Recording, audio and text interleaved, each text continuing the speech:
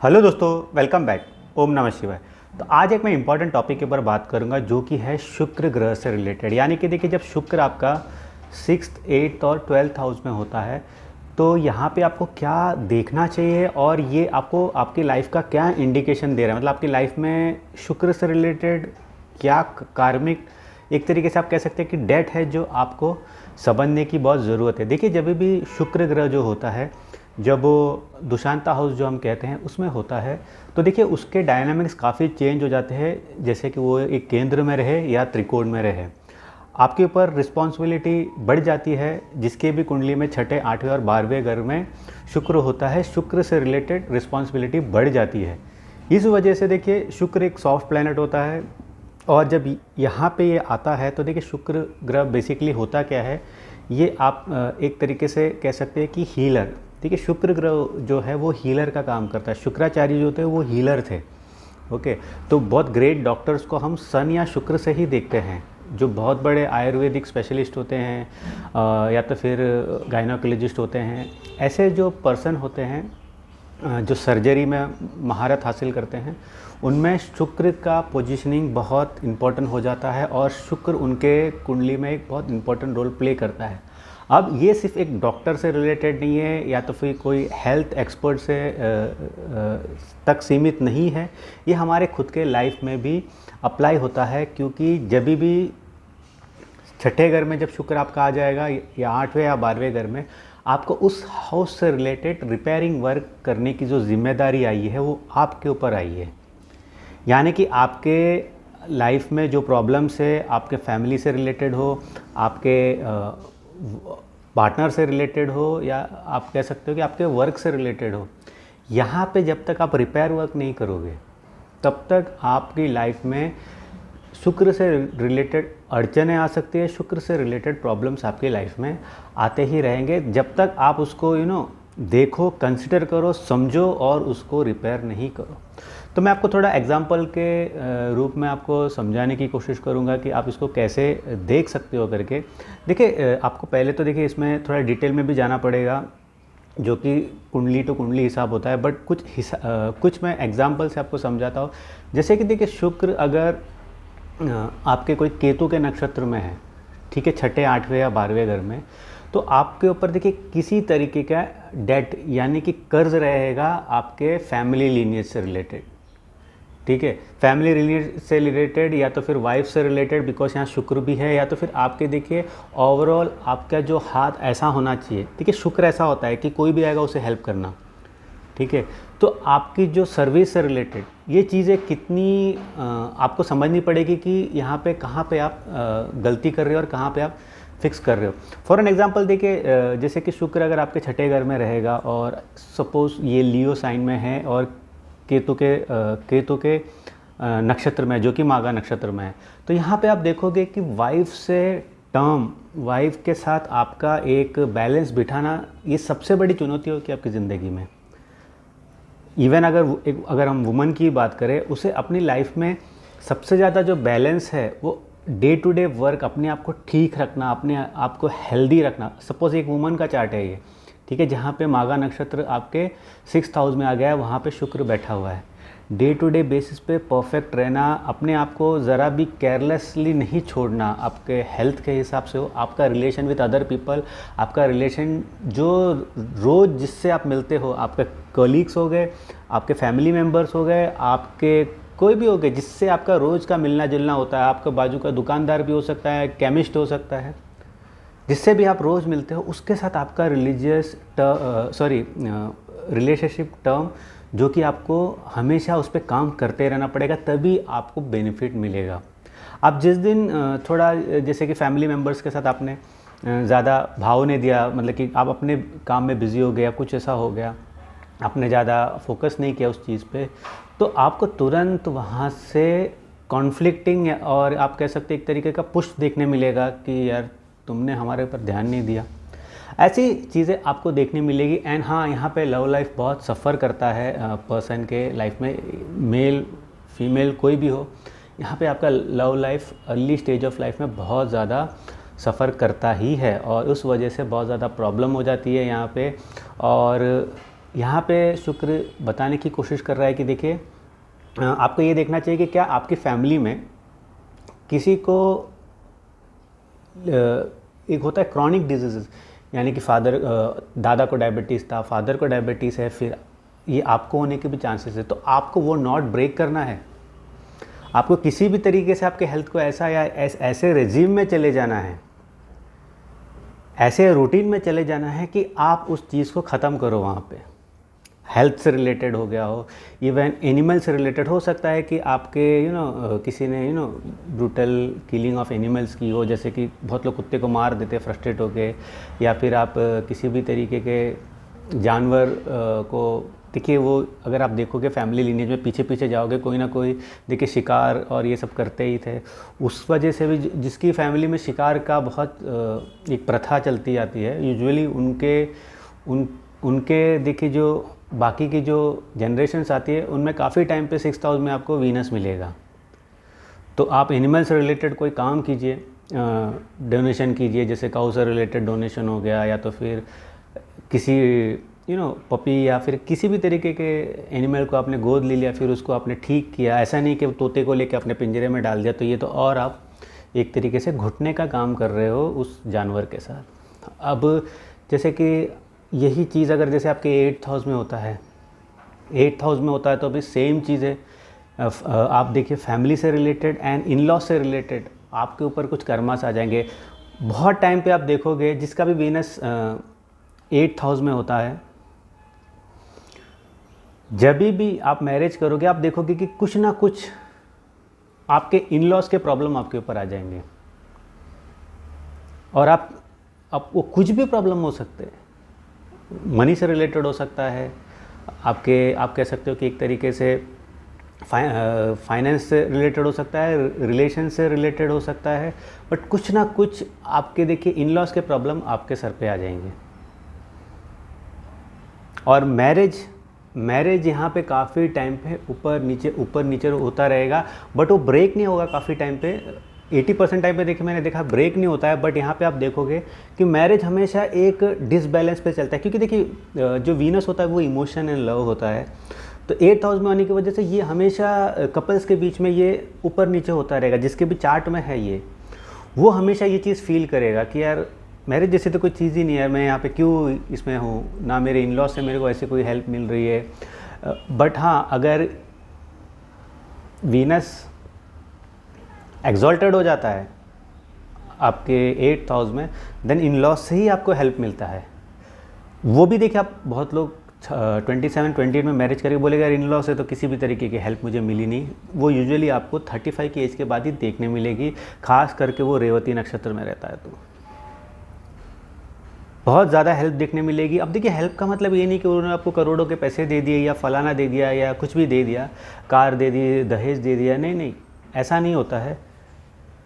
आप सोचिए कि आपकी वाइफ का फादर है, उनकी कहीं एक चीज़ पहचान है और आपको कोई बहुत बड़ा टेंडर पास करना है, बट उस पहचान से, उस दोस्ती से अगर उन्हें आपको रेफरेंस दे दिया तो आपको मतलब कि टेंडर भरने की ज़रूरत नहीं है, आप बस टेंडर भर दीजिए, वहाँ से आपका काम हो गया। इतनी सिंपल चीज़ है, मतलब कि लाइफ बिल्डिंग ये प्लेसमेंट हो जाती है वीनस का यहाँ पे।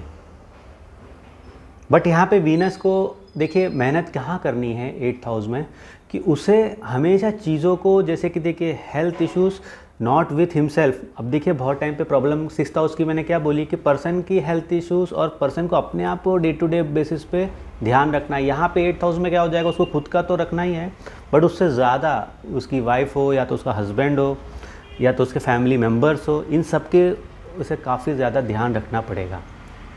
जैसे अगर देखिए यहाँ पे मूला नक्षत्र है, जैसे केतु की अगेन मैं बात करूँ, मूला नक्षत्र है आपका, सैजिटेरियस साइन 8th हाउस में है आपका, और यहाँ पे अगर वीनस है, बहुत बड़ा इवेंट होगा आपका आफ्टर मैरिज लाइफ में, वीनस से रिलेटेड बहुत बड़ा इवेंट होगा। उसकी बाद ही आपकी ज़िंदगी संवरेगी और सजेगी। और इसमें देखिए अगर खास करके मेन के चार्ट में आता तो you have to very careful with your wife, यानी कि आपके वाइफ से आपको बहुत ज़्यादा केयरफुल रहने की ज़रूरत है। क्या उसके साथ कुछ हो रहा है, क्या उसकी वजह से कुछ हो रहा है, ये आपको ध्यान रखने की बहुत ज़रूरत है। तो ऐसे लोगों को मैरिज करने से पहले 100 बार हर चीज़ डिटेल में जाके चेक करना चाहिए कि मुझे कहाँ से प्रॉब्लम आ सकती है। देखिए आप कितना भी करो वो प्रॉब्लम्स आएंगे ही आपके लाइफ में, दैट इज़ 100%। बट उसको कितना आप कम कर सकते हो। पता है कि आगे से रॉकेट आएगा, बट आपका डिफेंस सिस्टम कितना है, कितना झेल सकता है आपका डिफेंस सिस्टम, वो आपको ध्यान रखना है। देखिए, मैं डराने की कोशिश नहीं कर रहा हूँ। अब आप जो भी मेरे चैनल से जुड़े हुए, इतनी मैच्योरिटी आनी चाहिए कि आप सच का सामना कर सको। जो आदमी सच का सामना कर लेगा वो लाइफ में आगे बढ़ेगा। इसीलिए ये वीडियो मैं आज बना रहा हूँ। मैं काफ़ी टाइम से सोच रहा था बनाने का, पर मुझे यही था कि मैच्योरिटी प्रॉब्लम कितनी है। जो भी देख रहे हैं, अभी देखिए कोई 30 के बाद देख रहा है, वो ज़्यादा मैच्योर हो गया। ऑब्वियसली उसका जुपिटर अगर मैच्योर हो गया तो वो पर्सन ज़्यादा मैच्योर हो गया है। बट अगर वो टीनेज में है, वो ज़्यादा समझदार नहीं है, तो वो बहुत, ये जो स्टेटमेंट है बहुत ज़्यादा वो हिल जाएगा। यार क्या बोल रहा है ये आदमी। मैं कंसल्टेशन में देखता हूँ जो यंग काफ़ी लोग, उनको मैं किसी चीज़ रियलिटी बोलने की कोशिश करता हूँ, वो एकदम से डर जाते या शॉक्ड हो जाते, जबकि मैं उनको बोलता हूँ कि ठीक हो जाएगा। बट इस टाइम पीरियड के लिए वो सफरिंग है। मानव जन्म आपने लिया है तो कहीं ना कहीं सफरिंग है। राम जी ने सफ़र कर लिया तो हम क्या है? कृष्ण जी आजीवन स्ट्रेस में ही रहे समाज के लिए, हम क्या है? ये जो हम हमेशा सोचते हैं ना कि राजयोग फलाना योग, अरे हम किसी कर्म को करने आए हैं और निकलने आए हैं यहाँ से। हमारा काम यहाँ पे आके ऐश करना नहीं है। ये चीज़ जिस दिन हम समझ जाएंगे, हमारे सारे ग्रह ठीक हो जाएंगे। वीनस को यहाँ पे जब वो 6th 8th और 12th हाउस में आता है, उसको काफ़ी ज़्यादा चीज़ें अपने से ज़्यादा दूसरों के लिए करनी होती है। 6th हाउस में तो पहले उसको खुद के ऊपर करनी होती है, फिर उसका जानवरों के साथ, सबके साथ उसको करना होता है। बट ऐसा प्लेसमेंट वीनस ही आपको हमेशा देखिए लेगेसी देता है। अब कोई भी बड़े लेजेंड का चार्ट उतार के देख लो, वीनस आपको 8th हाउस में मिलेगा, 12th हाउस में मिलेगा, 6th हाउस में मिलेगा, क्योंकि उन्होंने वीनस से रिलेटेड चीज़ों को ठीक किया हुआ रहता है। जिस दिन आपका वीनस जहाँ पे है, मैं दुशांत हाउस की क्यों बात कर रहा हूँ, क्योंकि वहाँ पे आपको ठीक करना पड़ेगा उस चीज़ को, उस चीज़ को आपको रिपेयर करना पड़ेगा, तभी आप और आपकी आने वाली जनरेशन को फ़ायदा होगा। और जैसे ही वीनस दुशांत हाउस में नहीं रहेगा, वो अगर डिबिलिटेटेड नहीं रहेगा, वो देखिए त्रिकोण और केंद्र में अगर डिबिलिटेटेड वीनस भी होता है, वो अच्छा ही परफॉर्म करता है। वो उतना सफरिंग नहीं देता तो 6, 8 और 12th के अर्ली स्टेज ऑफ लाइफ में देता है। देखिए ये लाइफ टाइम सफरिंग नहीं होती है। अगर आप इस चीज़ को समझ गए कि यार इस वीनस से मुझे क्या करना है, अगर आपने समझ लिया ना, आप उसको ठीक कर दोगे, आपको सफरिंग कम होगी। सफरिंग क्या है? It's a journey. अब अगर हम 12th हाउस की बात करें, यहाँ पे भी सेम चीज़ है। आपका मैरिज अगर वीनस 12th हाउस में है, आपका मैरिज सबसे ज़्यादा इम्पैक्ट करेगा। 12th हाउस को मैरिज से देखना बहुत ज़रूरी होता है,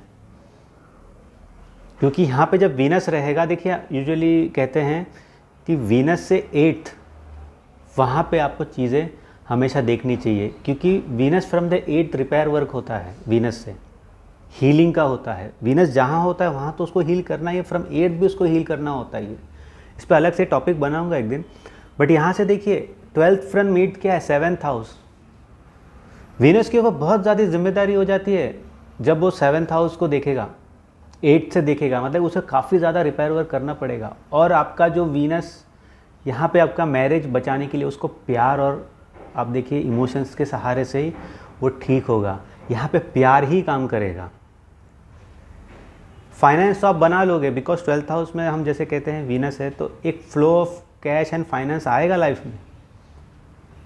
बट 7th हाउस को आप ठीक करोगे थ्रू लव, प्यार से ही वो चीज़ ठीक होगी, इमोशन से ही वो चीज़ ठीक होगी, दरिया दिली से ही वो चीज़ ठीक होगी।